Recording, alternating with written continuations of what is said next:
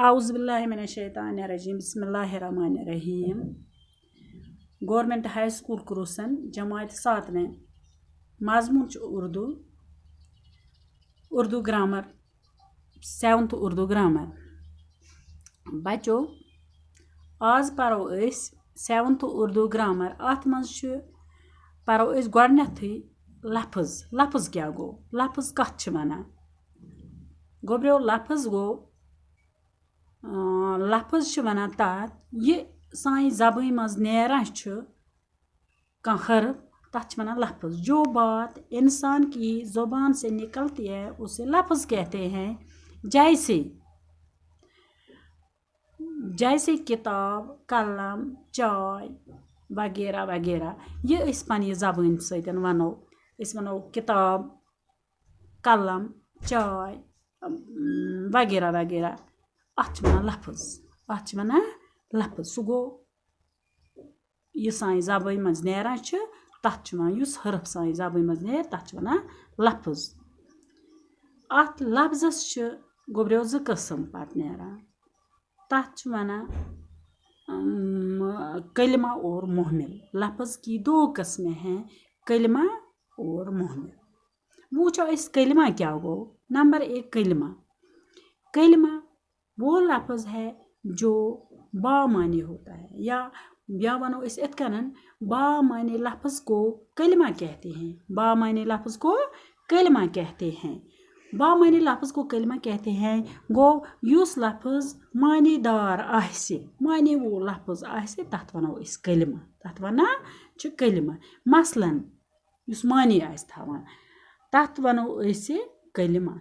मसलन गो किताब। किताब बामानी लफ्ज, मानी वो लफ्ज वनान सोदी किताब। नाव वनो किताब, ये मेरी किताब या किताब दी तो योर या मे पारान ये किताब हैं, या कलम या चाय या सड़क या मकान मानी वल लफ्ज हैं वगैरह वगैरह।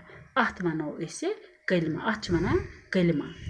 कलिमा गो सह लफ्ज युस माने वोल आस, युस माने थवान आस तथ वनो कलिमा। बामानी लफ्ज को कलिमा कहते हैं। मसलन किताब, कलम, चाय, सड़क, मकान वगैरह। पत अत ब्याख किस्म नंबर 2 मुहमिल। मुहमिल मुहमिल गो बेमानी लफ्ज को मुहमिल कहते हैं। यत्न हरफस यत्न लफ्जस मानी आस कहीं नेरान तथ वनान मुहमिल। मसलन किताब से विताब। वनो किताब मानीदार लफ्ज मगर विताब क्या गो, अत मानी कहीं तथ वनान मुहमिल हैं। तो कलम से वलम। कलम गो मानी वो लफ्ज वलम। वलमस कह मानी, यह मानी बगैर। वलम क्या गो, यह कहीं, तवे वनान बेमानी लफ्ज को मुहमिल कहते हैं। या चाय से वाय। चाय वनान चाय मगर वाय क्या गो, वाय कह लफ्ज, वाय कह मानी वो लफ्ज, तवे वनान अत मुहमिल। सड़क से वड़क या मकान से वकान वगैरह वगैरह।